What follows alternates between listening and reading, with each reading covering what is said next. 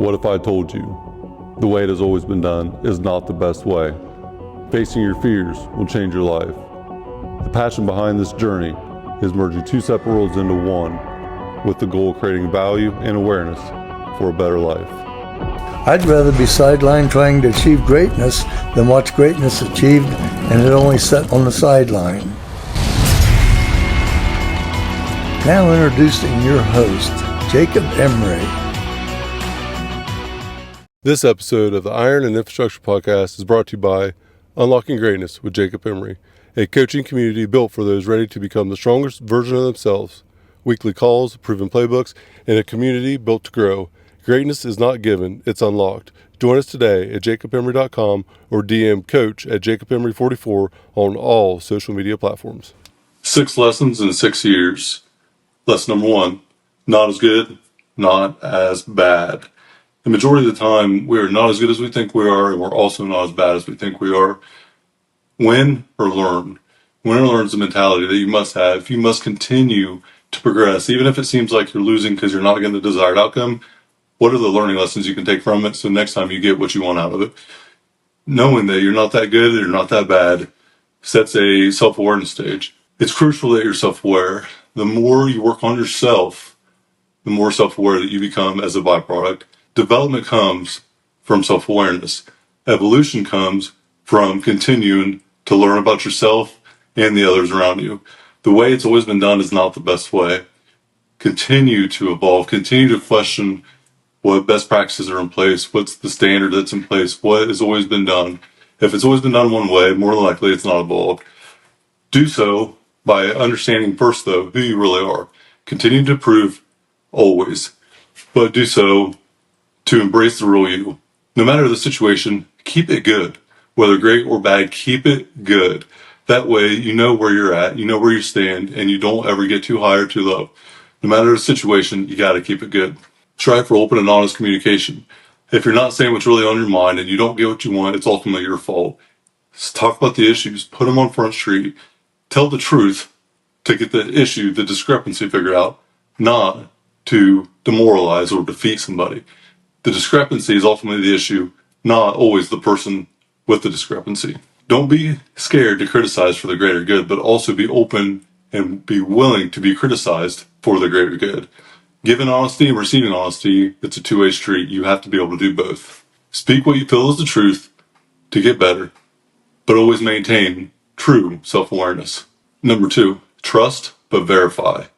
Accountability, facts, data, physics, truth, emotions, feelings, intuition, gut instinct, professional and personal both. Business has very little room for emotion, for feelings. Show me the data. The emotional component and feelings about situations in business normally end up making things worse. What you speak on and what you talk about with conviction should come from winning and from how you won. The facts, the data, the game plan, the thing that actually happened, not the hypothetical. Hypotheticals are ultimately hypocritical. Show me your homework. This is not an emotional statement. This is trusting that you did the right thing, but verifying that you used the right information. Sometimes we get so caught up in our own conviction for something that we can't even prove it. And if we just looked at the data before explaining our conviction, the data might just show that we don't even know what we're talking about. It's not a personal attack. It's not whatsoever. It is a logical way to figure out what's real. Maybe that's where the trust really comes from, or the lack thereof. Verification is nothing more than a way to build trust.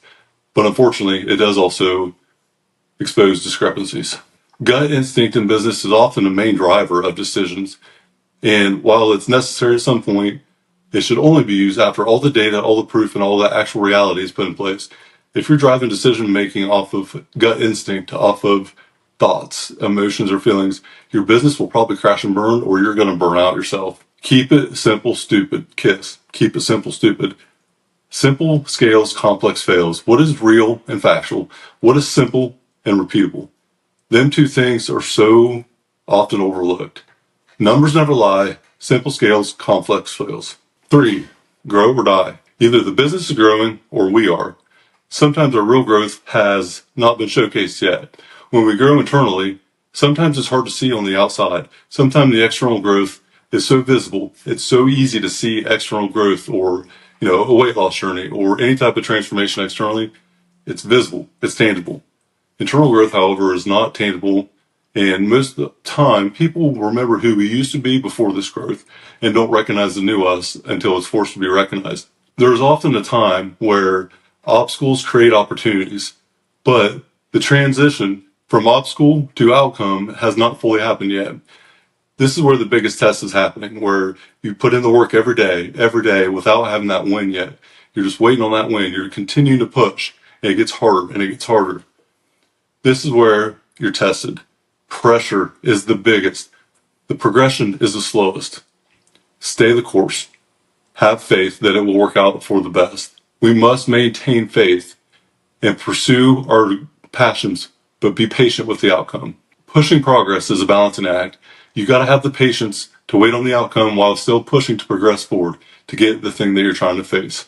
Consistency of daily growth is the key. It is really consistency over intensity. Moving it forward every day. Maybe it's just a step, maybe one step in the right direction, 0.001% in the right direction, but it's still going in that way.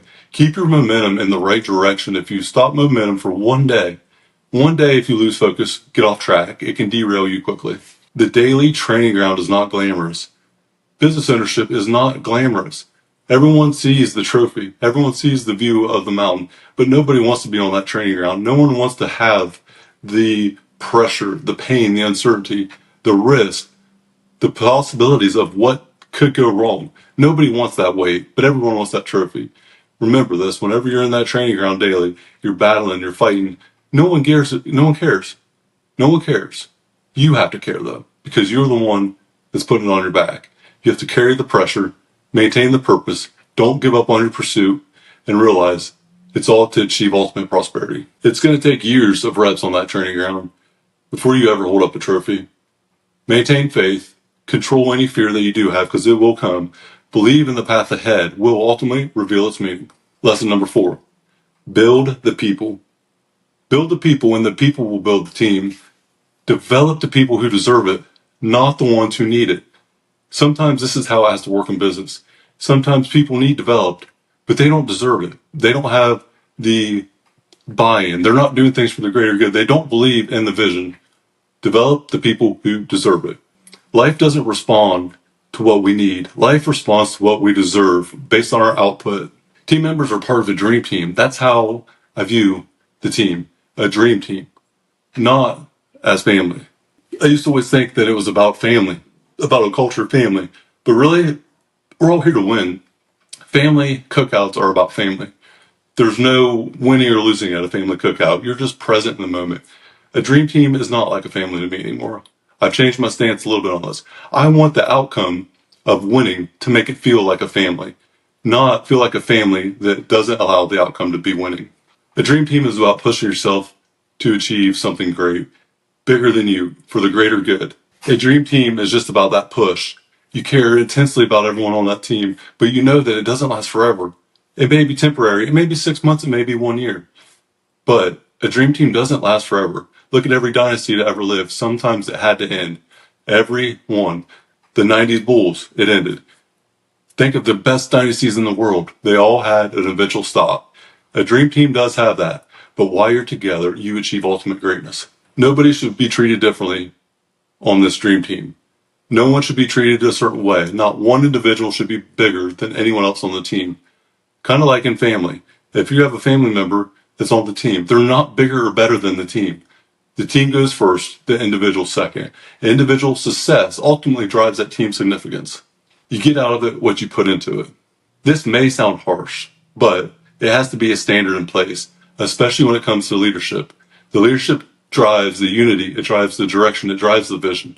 You must have a higher standard as leaders on the team. You must set the standard for that team. As the system goes, the team goes.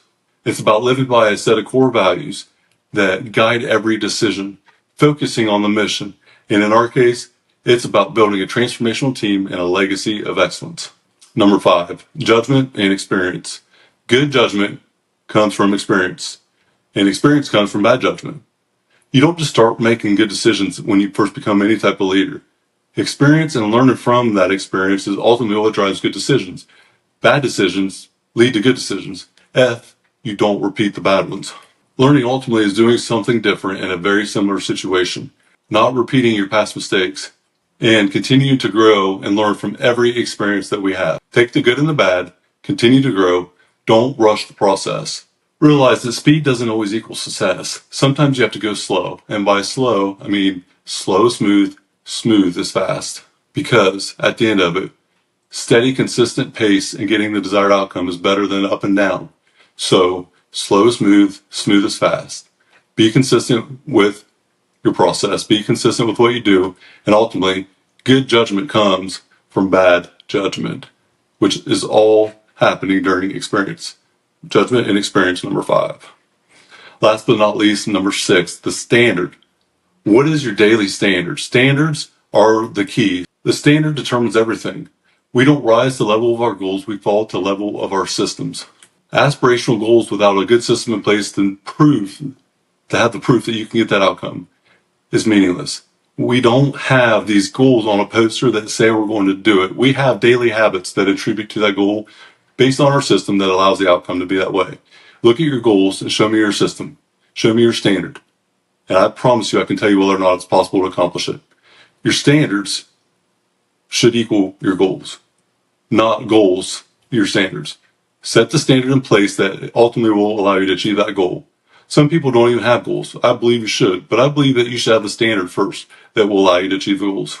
Do you have the habits in place on a daily basis to execute? Do you have what's necessary to get you where you want to go? If you don't have the habits, the discipline, the structure, the standards in place, you ultimately won't achieve what you want. Any road will get you there if you don't have a path. If you don't know where you're going, any road will get you there. If you miss a habit once, it's a mistake. If you miss it twice, it's the start of a new habit. Your habits, your systems and standards will ultimately get you your desired outcome. If you want better results, focus on your system. Save yourself some time, energy, and money. System, not your goals. Set the system in place, have the standard, and your goals will be achieved. So to wrap it up really quick, number 1, not as good, not as bad. You're not as good as you think you are, and you're also not as bad as you think you are. Number 2, trust but verify.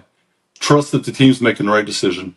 Verify with proof to enhance that trust and give more trust. Grow or die. You either continue to grow or you end up dying. Show me your homework. Focus on the data and the logic, and then put your gut instinct after it. Grow or die. Number 4, build the people. Build the people, and the people will build the team. People first, develop them, team build, success. Individual success for team significance. Judgment and experience, number 5. Good judgment comes from experience. Experience comes from bad judgment. Don't be scared to jump in and make decisions. Just don't repeat the similar mistakes. Number 6, standards are the key. We don't rise to the level of our goals. We fall to the level of our systems. Check your daily standard. Make sure your system will equal outcome of them goals. 6 lessons in 6 years of business. Today marks the turning point for me. The point where I finally won in my life. 1% chance. It's all possible, ladies and gentlemen. 6 years ago today, I finally won. I'm proud as hell. I'm excited as hell. And just getting started. This is 6 lessons in 6 years.